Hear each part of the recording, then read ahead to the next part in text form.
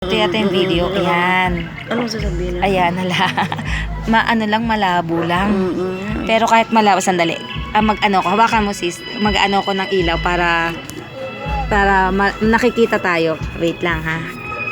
Ayan. Sa loob kaya tayo? Hindi, okay lang. Dito na lang. I-ano ko na lang tong flashlight para... Ayan, ayan po kami. Nagtuturoan po kami. Tutorial. Nagtuturo yung hindi techie. Ganito po ang buhay ng mga oldie. Simple lang po ang buhay namin. Simple is life. And life is simple. Ayan, simple po ang buhay namin. Kami pong mga oldie and na techie.